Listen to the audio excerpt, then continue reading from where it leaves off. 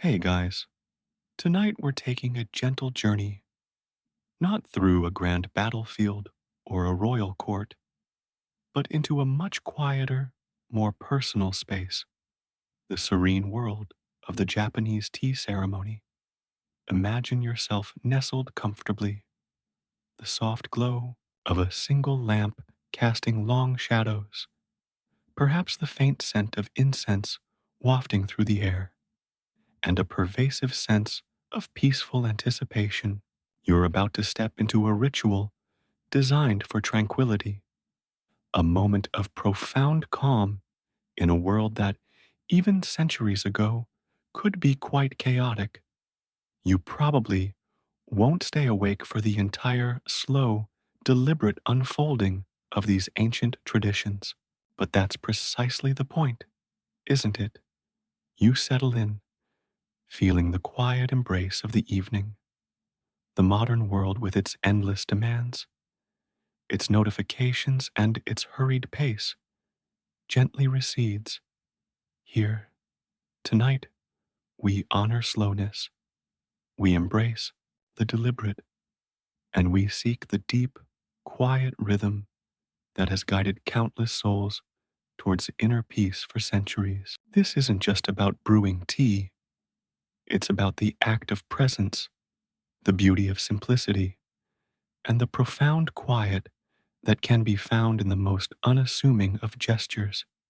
Now, before we steep ourselves in this peaceful narrative, take a moment to like the video and subscribe, but only if you genuinely enjoy what I do here.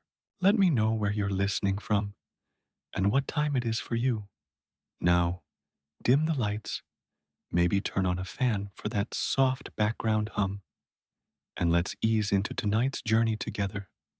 Our story begins not in Japan, but a bit further west, in the vast, ancient lands of China, where the humble tea leaf first discovered its destiny to soothe and awaken. Think about it. Before tea became a ritual, before it was an art form, it was simply a plant, a shrub, growing wild in the mountains of a southern China.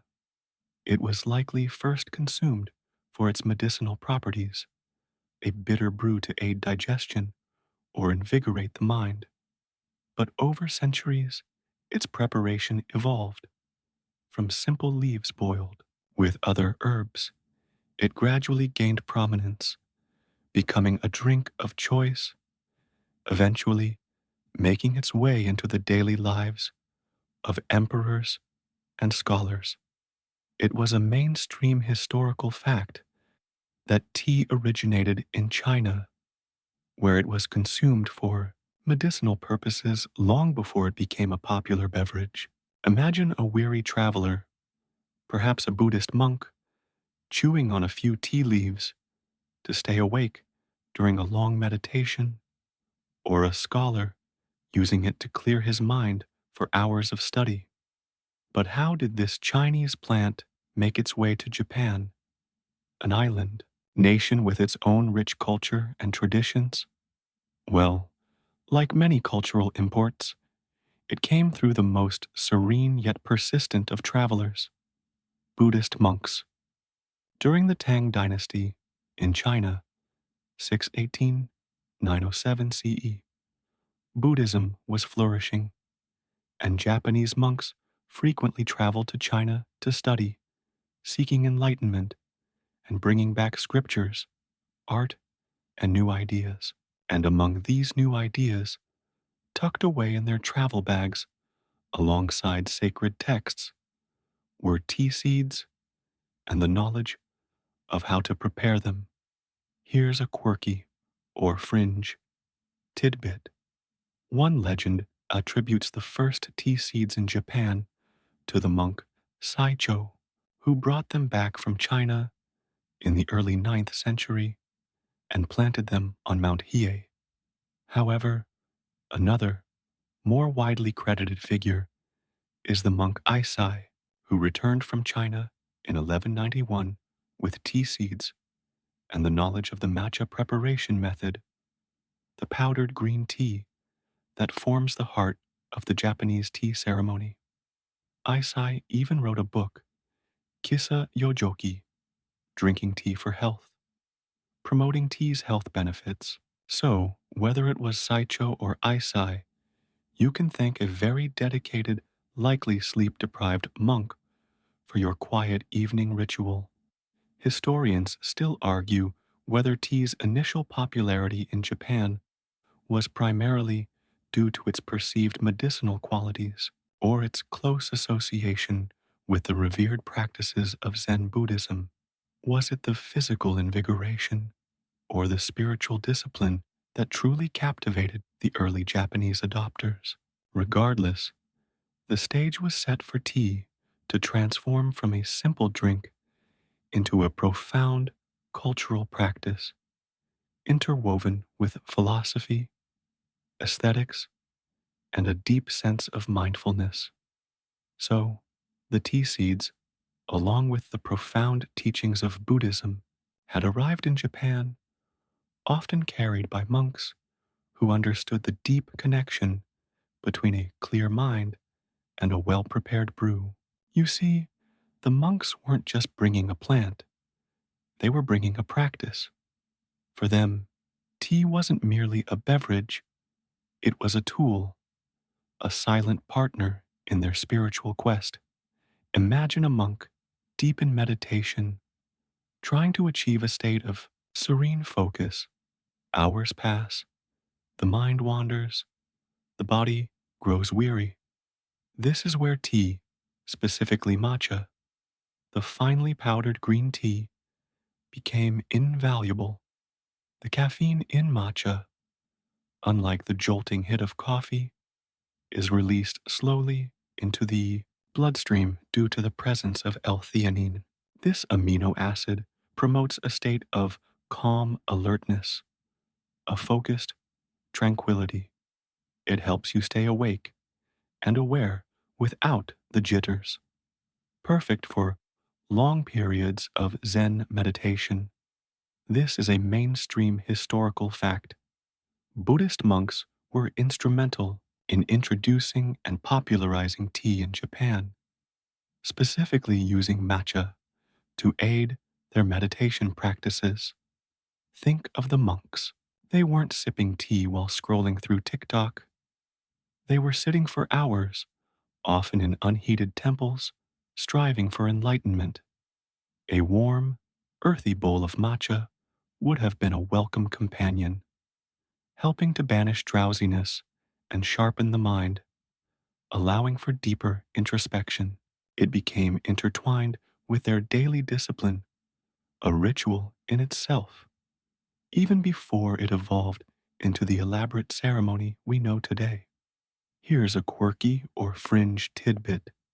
Some early accounts suggest that monks would sometimes chew on dried tea leaves directly during meditation breaks to achieve a more immediate, albeit perhaps less refined, burst of energy. Imagine trying to concentrate while munching on something that tastes a bit like dried grass. It certainly adds a new dimension to mindful eating, doesn't it? It just goes to show you the lengths they would go to for that elusive state of focus.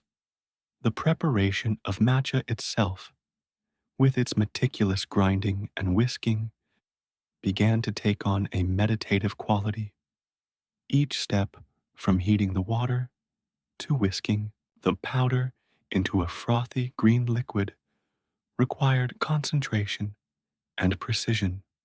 This process, known as chado, or the way of tea, started as a simple, practical activity to prepare a beneficial drink, but it quickly absorbed the principles of Zen, Buddhism, mindfulness, simplicity, and attention to detail.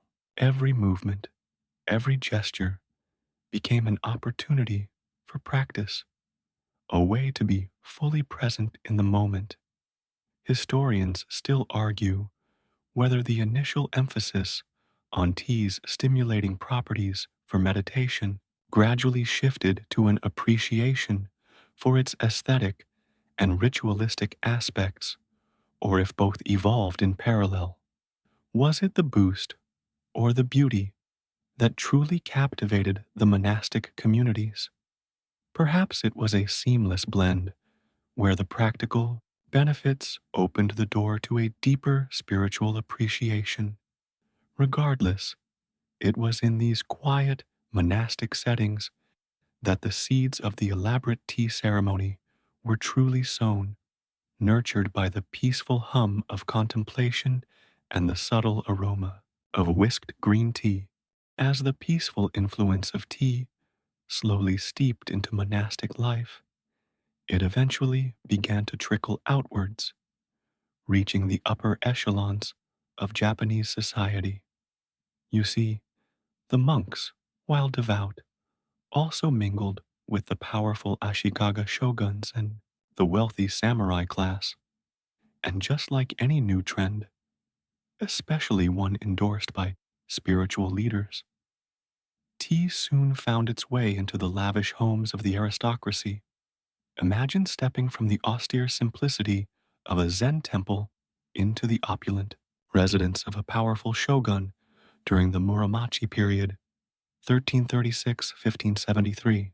Here, tea transformed. It wasn't just about mindful meditation anymore. It became a symbol of status, a display of wealth and refined taste. These early aristocratic tea gatherings were a far cry from the quiet, contemplative ceremonies of later eras. This is a mainstream historical fact. Tea gatherings in the Ashikaga shogunate evolved into elaborate social events known as tocha, tea tasting contests. These tocha parties were quite the spectacle. Picture a room filled with exquisitely dressed nobles, surrounded by imported Chinese ceramics, rare incense, and luxurious silks. The host would serve various types of tea, and guests would compete to identify them correctly, often betting on their guesses. The stakes could be high. Horses, land, or valuable artworks might change hands based on a noble's ability to distinguish between different tea blends. It was less about inner peace and more about showing off your discerning palate and your expansive collection of fine tea. One might even describe it as a very sophisticated, slow paced version of a modern day wine tasting, but with higher stakes and more bowing. Here's a quirky or fringe tidbit. Sometimes these tea tasting contests would involve a bewildering array of teas, perhaps even including medicinal brews or exotic blends that were difficult to distinguish. To add to the challenge, some hosts would deliberately introduce fake teas made from local leaves to trick their unsuspecting guests. Imagine the mortification of a samurai lord losing his prized katana because he mistook a common local brew for a rare, imported Chinese tea. The shame, it certainly kept everyone on their toes, even if it did little for their relaxation.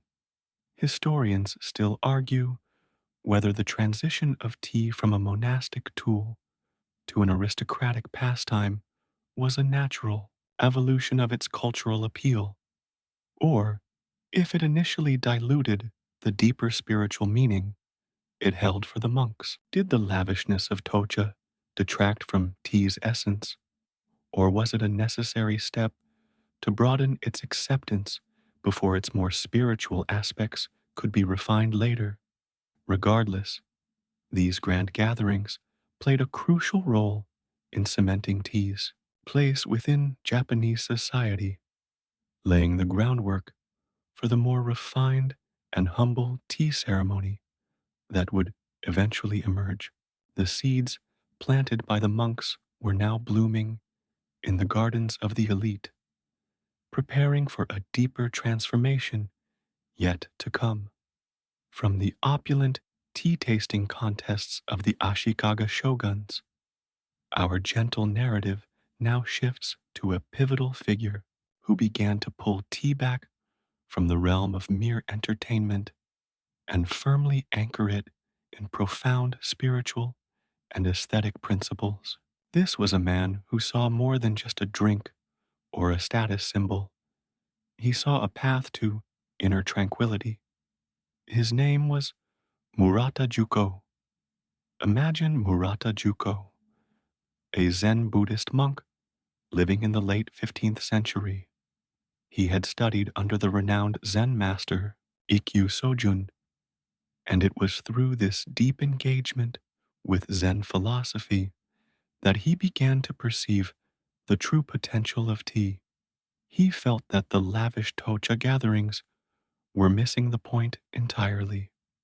They were too noisy, too ostentatious, too focused on material display rather than spiritual introspection. He envisioned something simpler, quieter, something that encouraged mindfulness and humility. This is a mainstream historical fact. Murata Juko is widely recognized as the father of wabi cha, the precursor to the modern tea ceremony, emphasizing simplicity, quietude, and a profound connection to Zen. Juko wasn't interested in identifying rare teas or betting on their origins. He was interested in the act of preparing and consuming tea as a form of meditation, a pathway to enlightenment. He believed that the true beauty lay not in the expensive, imported Chinese wares that nobles coveted, but in the humble, often imperfect, domestic pottery. He championed a new aesthetic, one that celebrated irregularity, asymmetry, and the natural beauty of imperfection. This was a radical idea in an era that prized perfection and grandeur. Here's a particularly quirky or fringe tidbit. Juko was known for his rather ascetic approach, even to his tea utensils. It's said that he would deliberately use worn or slightly chipped bowls to emphasize the beauty of imperfection and the passage of time, concepts central to Zen. Imagine a guest accustomed to gleaming, flawless Chinese ceramics being presented with a humble, rustic bowl that showed the marks of age and use. It was a subtle yet powerful statement about what truly mattered in the tea experience. It was like showing up to a fancy dinner party with mismatched socks, but doing it on purpose to make a philosophical point. Historians still argue whether Murata Juko's innovations were a deliberate rejection of the aristocratic tea culture of his time or a natural evolution of Zen principles applied to an existing practice. Was he a revolutionary or a synthesizer? Regardless, his vision was profound. He encouraged the use of smaller, more intimate tea rooms where participants could truly focus on the ritual without distraction. He emphasized the importance of humility between host and guest, fostering a sense of equality and shared experience. He essentially took tea from the loud, boisterous party scene and ushered it into a quiet, sacred space. His influence transformed the tea gathering from a mere social event into a disciplined, artistic, and spiritual path, laying the essential groundwork for the fully developed chado that would soon flourish. From the quiet, transformative vision of Murata Juko, our journey through the peaceful tea ceremony now leads us to the very heart of its aesthetic philosophy, wabi sabi. This isn't just a style, it's a way of looking at the world, a profound, appreciation for beauty that is imperfect, impermanent, and incomplete, and it profoundly shaped every aspect of the tea ceremony, turning it into a silent lesson in mindfulness and acceptance. Imagine you're in a simple, rustic tea room. The walls aren't gleaming, perfectly plastered surfaces. They might have subtle imperfections, a rough texture from natural clay. The tea bowl you hold isn't perfectly symmetrical or flawlessly smooth. It might have a slight warp, an uneven glaze, or a tiny chip that hints at its history and use. This is wabi sabi in action. It's about finding beauty in the unassuming, the humble, and the naturally aged. This is a mainstream historical fact. The aesthetic principles of wabi sabi became central to the development of the Japanese tea ceremony, emphasizing naturalness, simplicity, and an appreciation for the ephemeral. Think about the fleeting nature of life, the subtle changes that happen over time. A leaf slowly turning brown, a piece of wood weathered by rain and sun, a crack in an old ceramic pot that tells a story of its past. Wabi sabi doesn't hide these things, it celebrates them. It teaches you to look beyond superficial perfection and find the deeper beauty in authenticity and the passage of time. It's a gentle reminder that nothing lasts forever and that there's a quiet dignity in accepting decay and impermanence. It's like finding beauty in a slightly faded photograph, not because it's new, but because it holds memories and the traces of time. Here's a particularly quirky or fringe tidbit. The concept of kintsugi, the art of repairing broken pottery with lacquer mixed with gold, perfectly embodies wabi sabi. Instead of trying to hide the break, kintsugi highlights it, making the repair a part of the object's history and adding to its beauty. A bowl repaired with shimmering gold lines is often considered more beautiful and valuable than an unbroken one.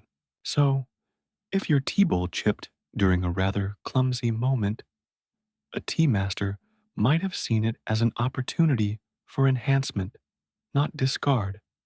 It's like getting a scar and deciding it makes you look more interesting rather than trying to cover it up.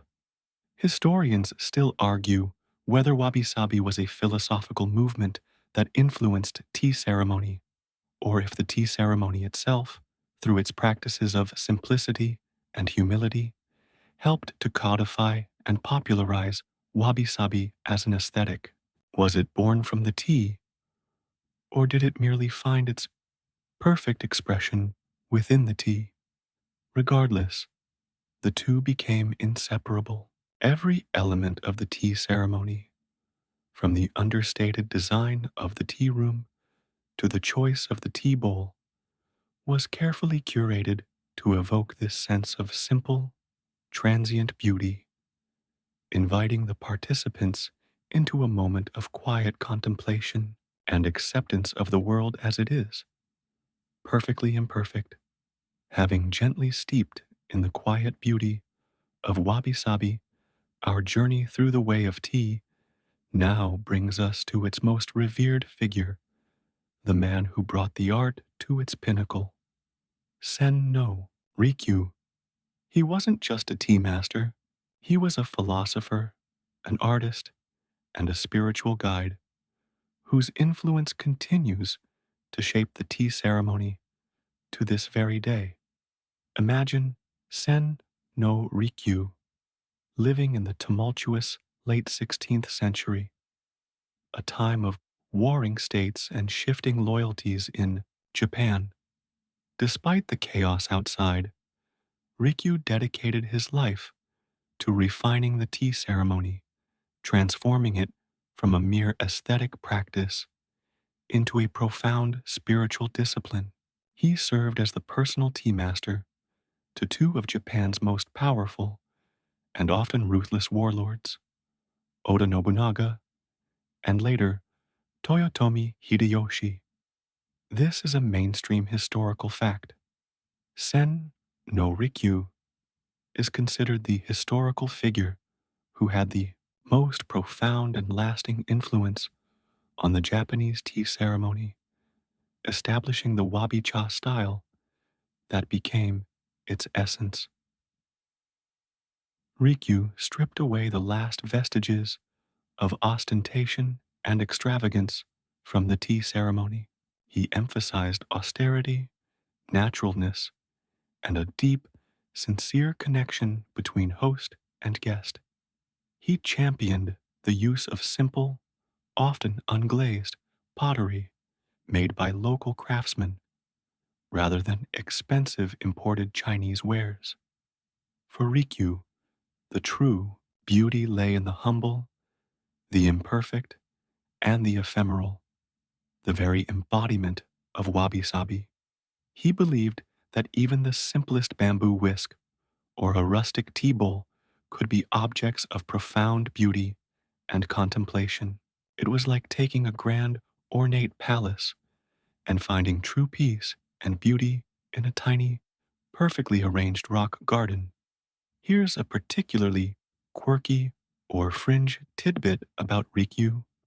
He was known for his uncompromising adherence to his ideals, even when dealing with powerful figures like Hideyoshi. One famous story recounts how Hideyoshi, expecting a magnificent display in Rikyu's garden, was disappointed to find only a single morning glory blooming.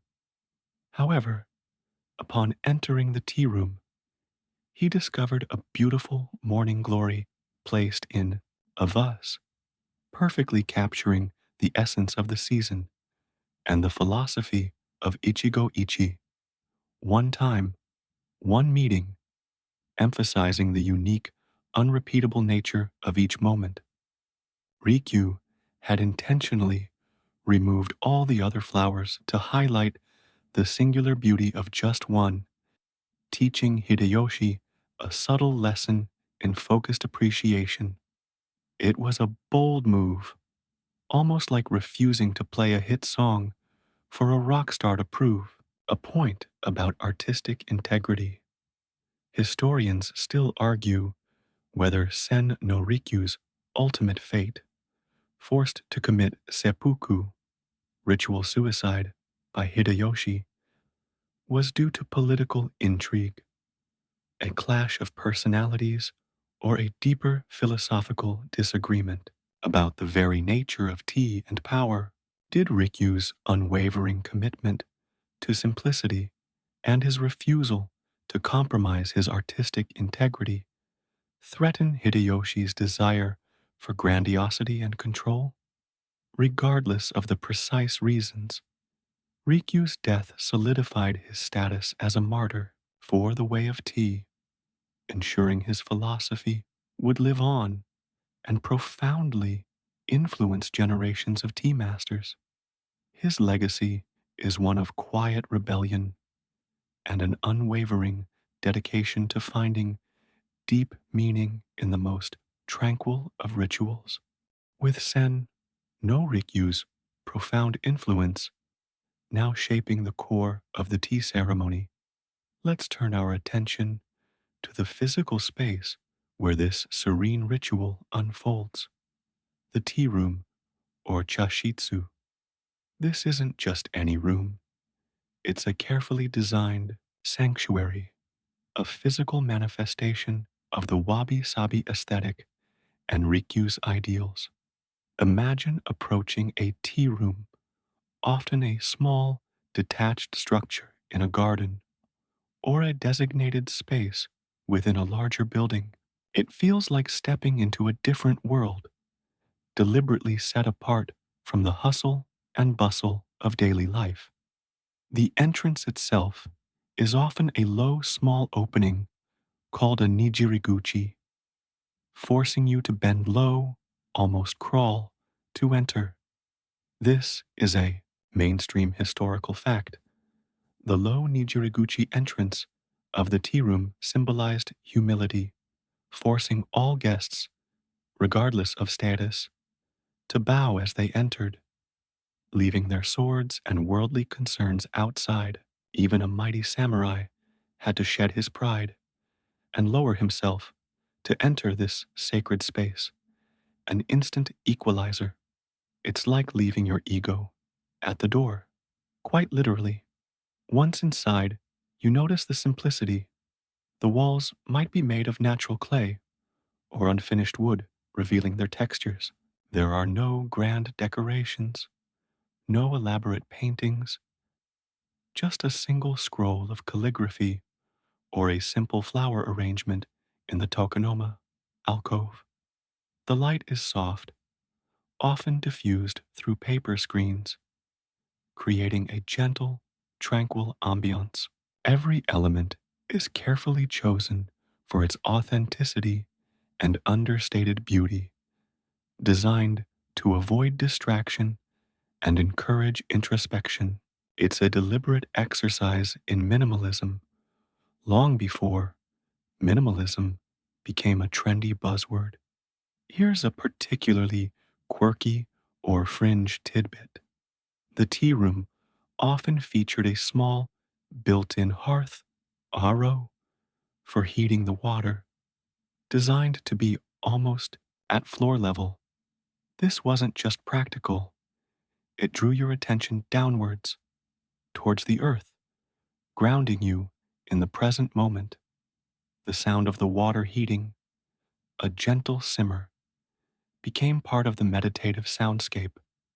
Imagine a modern architect meticulously designing a room around the sound of a kettle boiling just to evoke a feeling of calm. It seems odd, but for the tea masters, every detail was significant. Historians still argue whether the extreme simplicity and small size of the tea room were primarily practical considerations, making it easier to heat and maintain, or if they were deliberate philosophical choices to emphasize intimacy, humility, and detachment from material possessions. Was it about efficiency or enlightenment? Perhaps it was a clever blend of both, creating an environment where the absence of extravagance naturally led to a focus on the subtle beauty of the ritual itself. The tea room, in its quiet elegance, becomes a silent teacher, reminding you that true richness can be found not in what you possess, but in the quality of your presence. With the quiet beauty of the tea room now settled in your mind, let's bring our focus closer still to the very heart of the ceremony, the utensils and the precise, deliberate movements of the host. You see, every single item, no matter how humble, is treated with reverence, and every gesture is imbued with meaning. This isn't just about preparing tea, it's a living, breathing meditation. Imagine the tea master moving with a grace that seems almost effortless, yet is the result of years of dedicated practice. Their hands, though performing intricate tasks, are calm and steady. The first items you might notice are the chawan, tea bowl, often made of rustic, hand-fired pottery that embodies wabi-sabi. Then there's the chasen, bamboo whisk, delicately carved from a single piece of bamboo used to froth the matcha. The chashaku, bamboo scoop for portioning the tea, and the hishaku, bamboo ladle, for transferring hot water from the kama, iron kettle. This is a mainstream historical fact. The tea ceremony involves a specific set of meticulously crafted utensils, each handled with precise, prescribed movements that are themselves part of the ritual. Think of the meticulousness. The tea master doesn't just grab the whisk, they hold it with a specific grip, the angle of their wrist precise, their movements fluid and economical. Each wipe of the tea bowl with a damp cloth, each scoop of matcha, each pour of water is performed with full attention. It's a dance of quiet precision, where even the smallest deviation is noticeable to the trained eye, yet invisible to the casual observer. It's like watching a master calligrapher write a single stroke. It looks simple, but contains immense skill and focus. Here's a particularly quirky or fringe tidbit.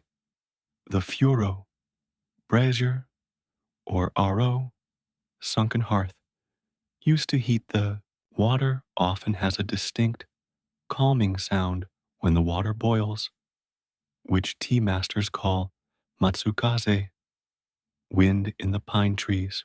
This isn't just background noise. It's considered an integral part of the sensory experience, adding to the tranquil atmosphere.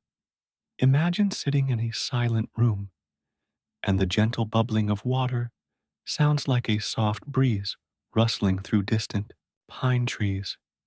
It's a deliberate invitation to listen deeply and find beauty in the most subtle of sounds. Historians still argue whether the extreme precision and standardization of these movements developed out of practical efficiency, or if they were primarily a pedagogical tool to instill discipline, mindfulness, and humility in both the host and the guest. Was it about making the best tea, or about creating the best experience? Perhaps it's both. A ritual that, through its very strictness, frees the mind to focus on the present moment, on the warmth of the bowl, the vibrant green of the tea, and the quiet harmony of the shared space. Each gesture, seemingly mundane, becomes a profound act of care and respect, a silent conversation between the host, the tea, and the guest. As the tea master performs their graceful, deliberate movements, preparing the exquisite matcha, you, as the guest, also have a vital role to play. The tea ceremony isn't a passive performance to be observed. It's an interactive experience, a shared moment of tranquility that requires mindful participation from everyone present. Your presence, your quiet attention, and your understanding of the subtle etiquette are all part of the beauty.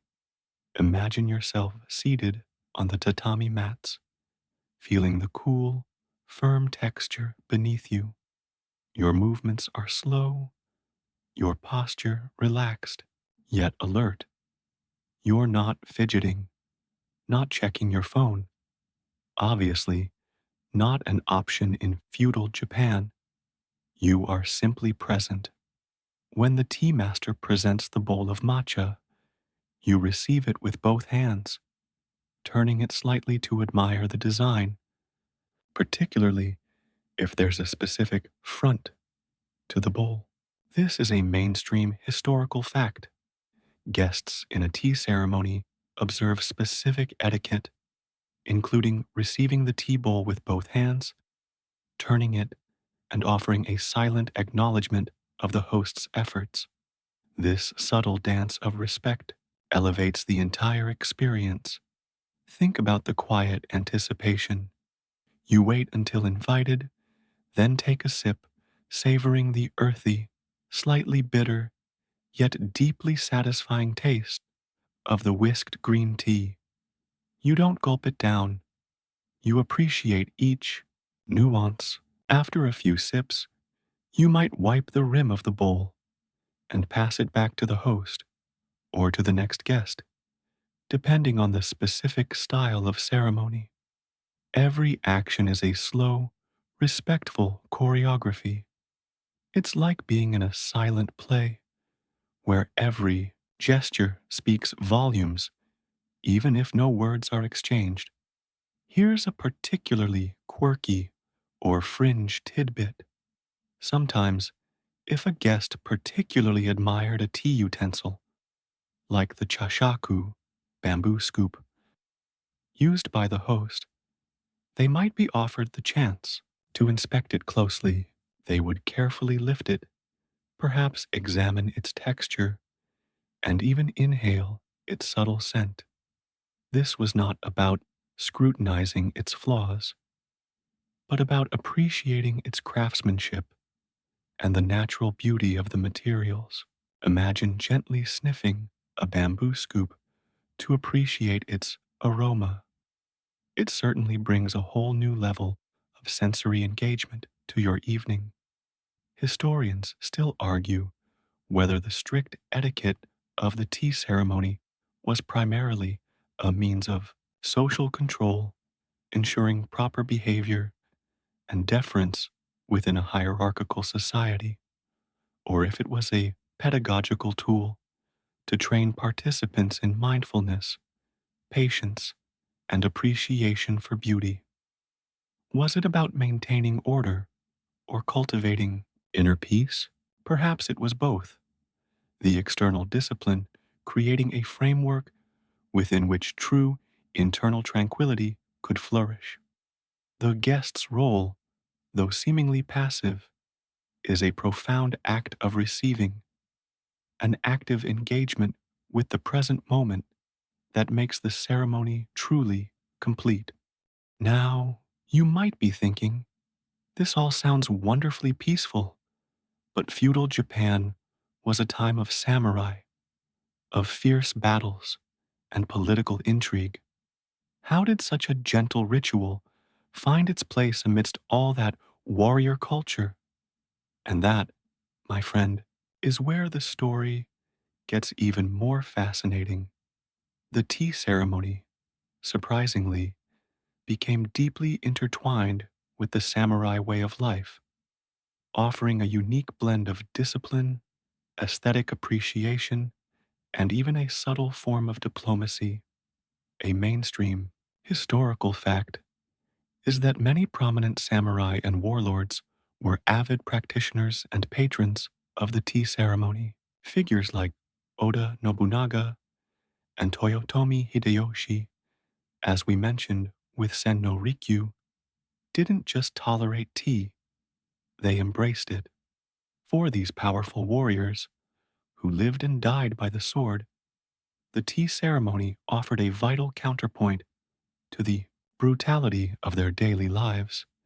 It was a space for quiet reflection, for cultivating discipline, and for focusing the mind, qualities that were highly valued in battle. It was a rigorous training for the mind, just as sword practice was for the body. Think about a samurai, accustomed to constant vigilance, to the tension of impending battle. Stepping into the tea room, they would shed their armor, figuratively and sometimes literally, and enter a space of profound stillness. The deliberate movements, the focus on the present moment, the appreciation of fleeting beauty, these were all exercises in mindfulness that could sharpen their senses and calm their minds. It was a way to find inner peace amidst external chaos, to cultivate a centeredness that was crucial for making life or death decisions on the battlefield. It's like a modern day CEO finding their calm, doing origami before a crucial board meeting. Here's a particularly quirky or fringe tidbit. Sometimes a tea master, at the behest of a powerful daimyo, might even use the tea ceremony to test the character of a samurai. The extreme focus, the subtle etiquette, the patience required, all these elements could reveal a warrior's true nature. A samurai who was impatient, easily distracted, or disrespectful of the utensils might be seen as lacking the inner discipline required for true leadership. Imagine being subtly judged on your ability to gracefully drink tea before being trusted with an army. The pressure. Historians still argue whether the samurai's embrace of the tea ceremony was primarily a genuine spiritual pursuit, a strategic tool for displaying wealth and cultural sophistication, or a subtle means of political maneuvering. Did they seek enlightenment or just a sophisticated way to impress their peers and rivals? Perhaps it was a complex blend of all three. The shared ritual could build bonds of trust, allowing rivals to meet on neutral ground and engage in a dialogue that transcended the battlefield. The tea ceremony, in its quiet, unassuming way, became a powerful arena where even the fiercest warriors could find a moment of peace, practice mindfulness, and perhaps subtly outmaneuver their opponents. As you continue to relax, perhaps imagining yourself in that quiet tea room, you might wonder, beyond the disciplined movements and the beautiful utensils, are there deeper layers of meaning hidden within the tea ceremony? The answer is a resounding yes.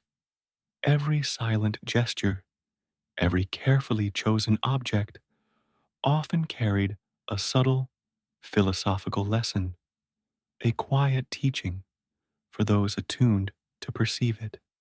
A mainstream historical fact is that the tea ceremony became a practical embodiment of Zen Buddhist principles. It wasn't just about drinking tea, it was about experiencing profound concepts like ichi go ichi e, yichi i hui, meaning one time, one meeting, emphasizing the unique, unrepeatable nature of each encounter. Every tea ceremony is a singular, precious moment that will never happen again in exactly the same way. This thought encourages both the host and the guest to be fully present, to cherish the fleeting moment, and to give their utmost attention to the interaction. It's a gentle reminder to savor every second because it truly is, as they say, now or never. Think about that for a moment. In our fast paced world, we're constantly looking ahead, planning the next thing. But the tea ceremony urges you to slow down, to breathe, and to fully immerse yourself in the present. The warmth of the bowl in your hands, the steam rising, the quiet sounds, these are all ephemeral, and their beauty lies precisely in their transience. It's like watching a snowflake melt on your tongue, beautiful, fleeting, and utterly unique. Here's a particularly quirky or fringe tidbit: the placement of the chabana, tea flowers, in the tokonoma, alcove, is also full of hidden meaning. Rikyu often chose very simple, seasonal flowers, sometimes just a single bloom. But more importantly, the flower was arranged to look as if it was alive in nature, not artificially arranged. Imagine a flower placed so naturally that it seems to be growing right out of the vase, subtly inviting you to connect with the natural world, even indoors. It's a quiet whisper about the impermanence of beauty and the natural cycle of life and decay. It's like finding a perfectly placed fallen leaf and admiring its beauty rather than trying to make a whole bouquet. Historians still argue whether these subtle lessons were explicitly taught during ceremonies or if they were absorbed through the shared experience and repeated practice. Was it overt instruction or quiet osmosis? Perhaps it was a gradual unfolding where the physical discipline of the ritual slowly led to a deeper spiritual understanding. Regardless, the tea ceremony, in its deliberate pacing and profound simplicity, offered a unique space for quiet contemplation, teaching participants to find beauty in imperfection, meaning in the mundane, and the preciousness of every fleeting moment. You might be thinking, for a ritual so seemingly focused on personal introspection and spiritual growth, did the tea ceremony ever play a role in the broader, more cutthroat world of feudal Japanese politics? And the answer, perhaps surprisingly, is a resounding yes. The quiet tea room, far from being isolated, often became an unexpected arena for diplomacy, negotiation, and even subtle political maneuvering. A mainstream historical fact is that tea ceremonies were frequently used by powerful daimyo, feudal lords, as neutral ground for political discussions and negotiations. Imagine two rival samurai lords who might otherwise meet on a battlefield, instead sitting face to face in the serene, intimate setting of a tea room. The shared ritual, the focus on humility, and the emphasis on respect could create an atmosphere conducive to dialogue that would be impossible in a formal court setting. The strict etiquette and slow pace provided a framework for measured communication, forcing participants to consider their words carefully. It was like holding a very serious business meeting, but instead of coffee, you had matcha, and instead of a boardroom, you had a tiny hut designed for spiritual enlightenment. Think about the psychological effect. When you're forced to leave your sword outside to bow to enter and to follow a precise ritual of hospitality, it naturally disarms you both literally and figuratively. The shared vulnerability, the experience of a simple, beautiful moment together, could foster a sense of connection that transcended political rivalries, at least for the duration of the ceremony. It was a subtle form of psychological warfare, perhaps, where the host could gauge the character and intentions of their guest not through words, but through their demeanor during the ritual. Here's a particularly quirky or fringe tidbit. Sometimes a tea master, acting as an intermediary, might intentionally use specific, historically significant tea bowls or scrolls during a ceremony with a powerful guest to subtly convey a message or a warning. A bowl, once owned by a revered figure, might imply a shared lineage or a debt of honor. A scroll with a particular poem might allude to a specific political situation. The tea master, through the seemingly innocuous choice of utensils, could become a silent messenger, delivering veiled messages that bypassed direct confrontation. It's like sending a coded message through the choice of your teacup, a very elaborate and refined form of espionage. Historians still argue whether the tea ceremony's political utility was a deliberate strategy developed by tea masters and lords, or if its inherent qualities of fostering mindfulness and humility naturally lent themselves to diplomatic ends. Was it a calculated move or an organic outcome? Regardless, the ability of the tea ceremony to transcend its spiritual origins and become a tool for worldly affairs speaks volumes about its profound cultural influence. In a world of clashing swords and shifting alliances, the quiet calm of the tea room offered a unique space for both introspection and subtle power plays, a true testament to the enduring versatility of the way of tea. As our quiet journey through the way of tea nears its end, it's worth reflecting on the challenges this ancient ritual has faced, and yet its enduring appeal.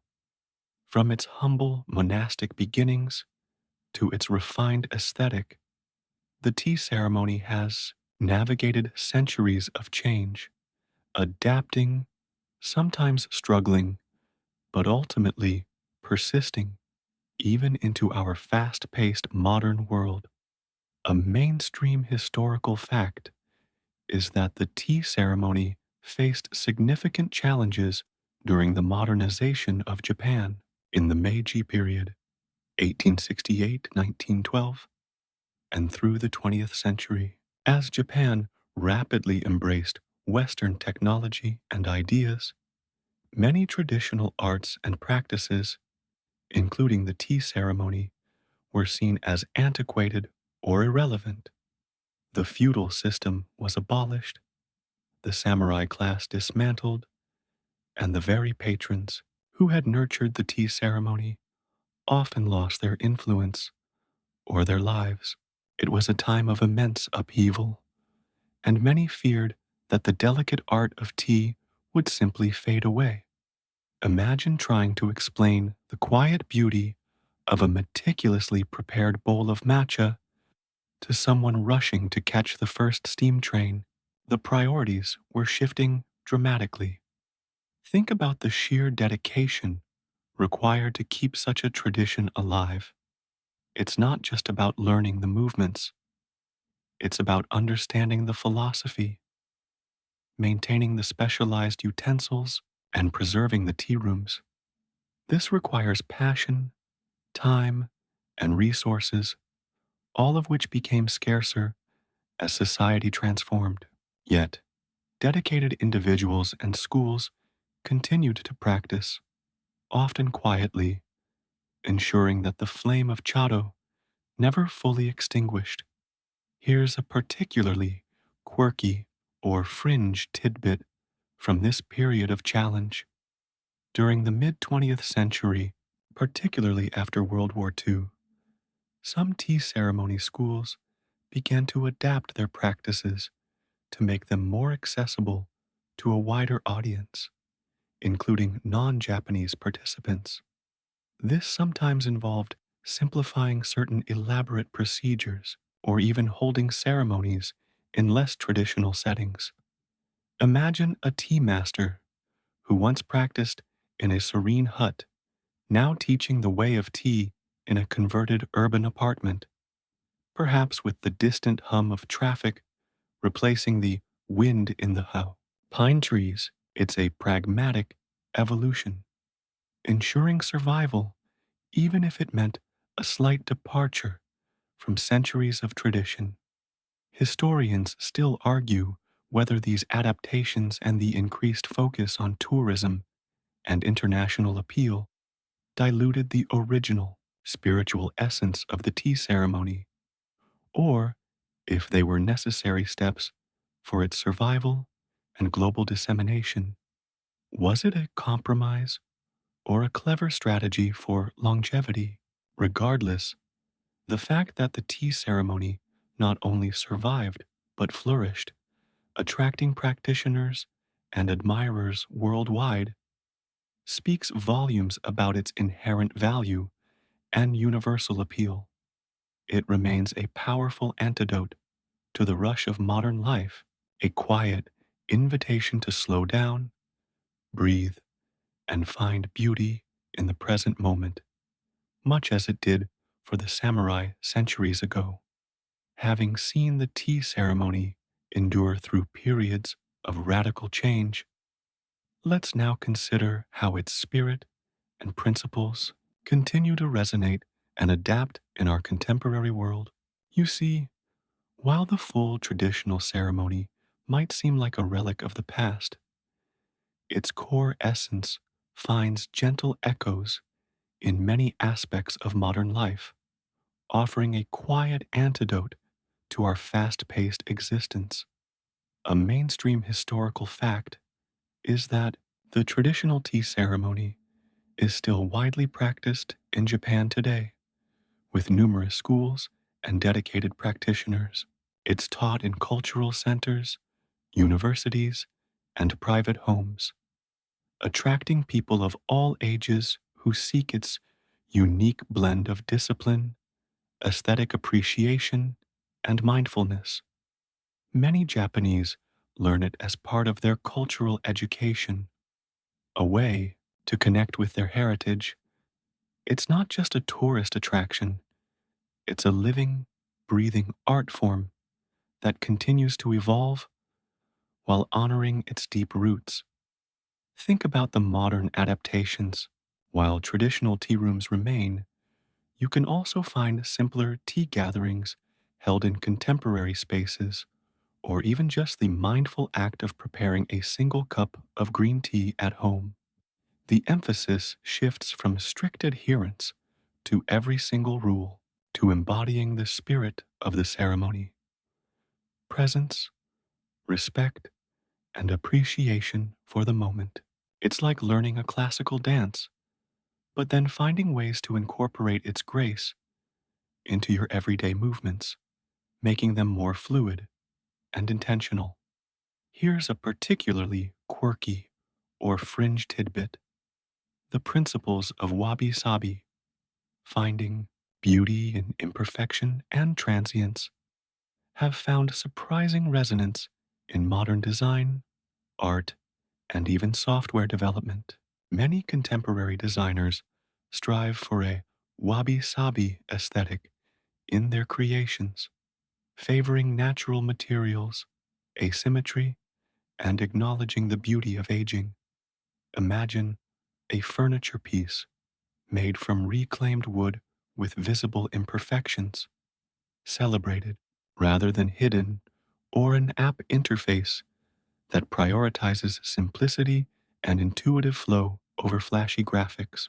It's a quiet rebellion against mass production and fleeting trends, a continuation of that ancient philosophical whisper about finding contentment in what is, not what could be.